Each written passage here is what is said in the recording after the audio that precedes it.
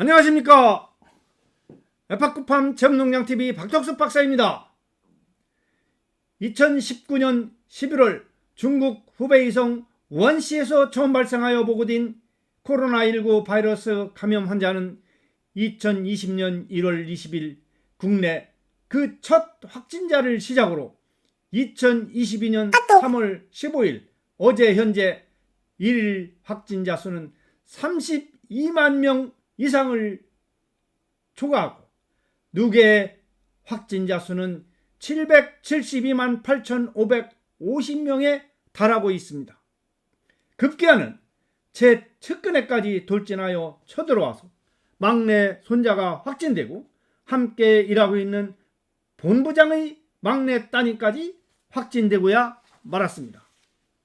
따라서 오늘 영상은 코로나19에 감염됐을 때 섭취하면 빠른 회복에 도움이 되는 영양소를 소개하고 아울러 그러한 영양소가 가장 풍부한 주요 식품들에 대한 정보를 제1부, 제2부로 나누되 오늘은 그 제1부를 시청자 여러분들과 함께 공유하고자 합니다. 본 영상에 앞서 아직도 저희 에파쿠팜 잼농장TV 구독자가 아니신 분들은 빨강색 구독 버튼과 좋아요 엄지척 꾹 눌러주시면 저에게 큰 힘이 되겠습니다. 코로나19 감염 시 먹어야 할 음식 5가지 제1부. 사실 음식이라기보다 영양소 5가지가 되겠습니다. 원 제목을 그대로 번역을 했기 때문에 먹어야 할 음식이라고 했는데 영양소 5가지에 대한 음식들이 다수가 있게 되는 것입니다. 코로나19 감염 시 먹어야 할 음식 5가지는 원 제목은 5 foods to eat if you have COVID-19 이렇게 되어 있습니다. 앰버 찰스 앨릭스가 쓴 것을 제가 번역하게 된 것입니다. 세계보건기구는 2020년 3월 신종 코로나 바이러스 감염증을 팬데믹, 즉 팬데믹이라는 것은 사람들이 면역력을 갖고 있지 않은 새로운 질병이 예상 이상으로 전 세계적으로 대유행하는 것을 말합니다. 이러한 신종 코로나 바이러스를 팬데믹으로 선언하였습니다.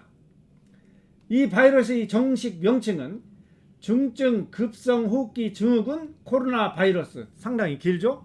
이것이 SARS-CoV-2 이렇게 됩니다. 원명은 Severe Acute Respiratory Syndrome 코로나 바이러스가 되겠습니다. 그래서 이로 인한 발생하는 질병을 코비드19로 명명하였습니다. 코비드-19으로 명명했죠. 우리나라는 이것을 코로나19로 명명하였던 것입니다. 이런 코로나 감염 등 주요 질병들은 영양상태, 면역 건강, 감염 위험 및 질병 회복 능력 사이에는 중요한 관계가 있다는 것입니다. 영양 부족은 면역 건강을 손상시키는 염증 및 산화 스트레스와 관련이 있다고 합니다.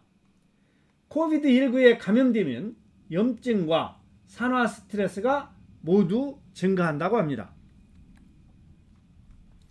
코비드19는 식욕을 감소시키고 격리 기간 동안 영양가 있는 음식에 대한 접근을 제한할 수 있기 때문에 영양 상태가 나빠진다는 면을 가지고 있습니다. 동시에 비타민 D와 같은 영양소의 요구량을 증가시킨다고 합니다. 그러니까 코비드19 바이러스에 감염이 되면 식욕 감퇴도 되고 또 먹는 것이 적기 때문에 영양 상태도 안 좋고 하는데 이때 비타민 D의 요구량을 증가시킨다는 얘기입니다. 식이요법과 영양은 코비드19에 걸릴 경우 특히 항산화 작용 및 항염증 특성이 있는 식품을 섭취하는 경우에는 면역 건강을 지원하는 데 도움이 될 수 있다는 것입니다. 이것은 새로운 연구 영역이라는 점에 주목하는 것이 중요하다고 합니다. 왜냐하면 코로나19 바이러스가 발생된 지가 불과 3년 차 되기 때문에 이러한 연구 영역은 상당히 새로운 것이라 볼 수 있습니다. 이러한 음식은 신종 코로나 바이러스에 감염되는 것을 예방하거나 질병을 치료하는 것은 아니지만 면역 건강을 지원하는 것으로 나타났다고 합니다. 그러니까 예방, 치료 이런 게 아니고 면역 건강을 지원하기 때문에 예방적 차원이나 또는 질병에 회복하는 데 도움이 된다는 것으로 해석하면 되겠습니다. 첫 번째 영양소입니다. 코로나19 감염 시 먹어야 할 음식, 즉 먹어야 할 영양소 5가지 중에 첫 번째 비타민 D입니다. 물론 이에 대한 논란도 좀 있기도 합니다만은 여하튼 간에 이 비타민 D에 대한 이야기는 꾸준히 끊임없이 많이 논의가 되고 있는 것입니다. 비타민 D는 지용성 비타민 D와 즉 호르몬은 면역체계의 과잉 활동을 억제함으로써 항염증 작용을 한다는 것입니다. 체내에서 비타민 D는 폐와 지방 조직에서 발견되는 단백질 수용체인 ACE2, ACE는 엔지오텐신 컨버팅 엔자임이라고 해서 엔지오텐신 전환 효소인 것입니다. 이것은 혈액 중에서 만들어지는 혈압 상승 호르몬이라는 것입니다. 이러한 혈압 상승 호르몬에 억제하는 작용을 한다는 것입니다. 비타민 D가. 신종 코로나 바이러스는 감염 초기에 ACE2에 결합하여 코비드19에 감염된 환자에게 잠재적으로 급성 호흡곤란 증후군 및 중증 질환을 유발할 수 있다는 것입니다. 그러나 비타민 D는 ACE2 수용체와 상호작용하여 잠재적으로 바이러스가 수용체에 결합하는 것을 방지하고 코비드19와 관련된 합병증을 감소시킨다고 합니다. 비타민 D는 또한 보호 역할을 해주고 주로 폐에서 손상된 조직의 치유를 지원할 수 있다고 합니다. 그러니까 이제 폐 손상된 조직의 회복을 좀 도와준다 하는 차원에서 비타민 D가 기능이 중요성을 말하고 있는 것입니다. 평균적으로 사람들은 피부가 햇빛에 즉 자외선에 노출될 때 비타민 D 약 80%를 만들고 나머지는 20%는 식품에서 얻는다는 것입니다. 그러나 현대인들은 이 햇빛에 노출되는 시간이 적기 때문에 제가 알기로는 비타민 D 결핍 현상이 많습니다.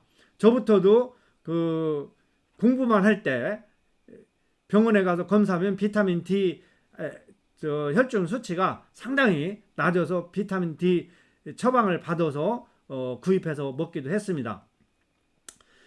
결과적으로 코비드19로 인해 격리 중이고 햇빛에 거의 노출되지 않는 경우 매일 비타민 D를 섭취하는 것이 좋다고 합니다. 물론 햇빛에 많이 노출되는 사람들은 식품에서 섭취하는 것으로 충분하다고 볼 수도 있습니다. 그러나 일부 약물은 혈액응고 위험 증가로 인해 코비드19 환자에게 흔한 혈액 희석제를 비롯한 비타민 D 보충제와 상호작용을 할 수가 있다는 것입니다. 그렇기 때문에 비타민 D 보충제를 정기적으로 복용할 때는 담당 의사 선생님과 상담해서 처방받아서 섭취하는 것을 권장합니다. 그러면은 비타민 D가 풍부한 식품은 어떤 것이 있는가 한번 살펴보겠습니다. 먼저 대구 간유입니다. 대구 간유 1 테이블 스푼, 보통 스푼이죠. 우리가 밥 먹는 스푼. 이게 13.6g 정도 된다고 합니다. 이 정도만 먹으면 하루에 비타민 D 섭취 권장량이 170%, 즉 섭취 권장량보다 많이 먹는다니까 1.7배 먹는다니까 대구 간유는 비타민 D가 상당히 풍부하다는 것이죠. 다음에 청어는 100g당 1일 섭취량의 27%, 달걀 노른자 100g당 27%가 되네요. 달걀 노른자만 100g입니다. 일반적으로 통 계란, 대란을 기준으로 통 계란은 한 60g, 62g 정도 되는데 그 중에서 노른자 100g이니까 좀 더 돼야겠죠. 정어리 100g당 일일 섭취량의 24%의 비타민 D가 함유되어 있다고 합니다. 참치 통조림인데 이것은 라이치라고 해서 좀 가볍다 하는데 솔직히 이게 라이트는 어떤 것이 가벼운 건지 무게인지 뭔지 무게는 아닐 것 같습니다. 100g으로 했으니까 그 참치 통조림 라이트 100g당은 하루 일일 섭취량의 34%. 또 연어 100g당은 하루 섭취량의 66%를 함유하고 있다고 합니다. 또 오렌지 주스, 이건 비타민 D를 강화한 오렌지 주스. 이게 미국 자료니까 미국 것을 기준으로 한 것입니다. 국내 것은 제가 잘 모르겠습니다. 100g당 일일 섭취량의 25%. 또 야생 버섯은 비타민 D, 이 채식 고기를 안 먹는 사람들은 이제 버섯으로 권장을 하는데 이 버섯은 비타민 D가 많다고 하죠. 그런데 버섯은 성장하면서 재배 성장하면서 햇빛에 노출이 얼만큼 많이 됐느냐에 따라서 비타민 D 함량이 상당히 차이가 납니다. 이러한 그 비타민 D가 풍부한 식품을 알아봤습니다. 다음에 감염 시 먹여야 할 영양소 5가지 중에서 두 번째, 카로티노이드와 비타민 A입니다. 사실 카로티노이드는 그 비타민 A의 전구물질이죠. 우리 식물인 상태에서는 이 베타카로틴 등 카로티노이드의 형태로 있다가 이 동물, 즉 우리 인간이나 일반 동물들이 섭취하면 체내에서 비타민 A로 전환되기 때문에 카로티노이드 같은 그 색소를 그 프리커서, 즉 바이타민 A 프리커서, 비타민 A의 전구물질이라고 하죠. 그래서 카로티노이드는 색소, 즉 빨강, 녹색, 노란색, 주황색뿐만 아니라 이런 항산화제라고도 합니다. 이 카로티노이드는 그 색소로서 활용도 되는데 이런 것들이 즉 항산화제라고 하는 것입니다. 이게 바로 보통 폴리페놀이죠. 안토시아닌이라고도 하죠. 카로티노이드는 자연에서 일부 다채로운 조류, 그 미역 등 뭐 이런 거, 김 이런 조류, 박테리아, 균류, 식물, 과일 및 채소에서 발견되며 그중 일부는 식단에 포함될 수 있다고 합니다. 자연에서 확인된 700개의 카로티노이드 중 인체에서 발견된 것은 약 30개에 불과하다고 합니다. 이들 중 하나는 비타민 A와 그 전구 물질인 베타카로틴입니다. 우리가 당근이라든지 호박이라든지 이렇게 노란색 띄는 거, 이런 것이 베타카로틴입니다. 이게 카로티노이드의 일종인데 이런 것을 우리가 섭취를 하게 되면 체내에서 비타민 A로 전환이 되는 것이죠. 그래서 비타민 A는 지용성 항산화 카로티노이드라고 합니다. 항염증 특성이 있으며 연구 자료에 따르면 폐렴 및 호흡기 감염 관리에 도움이 될 수 있다고 합니다. 코비드19의 경우 연구 자료에 따르면 비타민 A는 염증과 산화 스트레스를 줄이고 면역 반응을 향상시키며 질병의 중증도를 감소시킬 수 있다고 합니다. 연구원들은 비타민 D와 유사하게 ACE2 수용체를 보호하고 코비드19와 싸우기에 여러 다른 분자 표적에 적용할 수 있다고 합니다. 그러니까 비타민 D와 이 기능은 비타민 A가 비슷하다고 보면 되겠습니다. 일부 연구원들은 코비드19와 같은 감염증에 비타민 A 결핍이 발생할 수 있으며 이는 실제로 질병의 중증 정도를 증가시킬 수 있다고 합니다.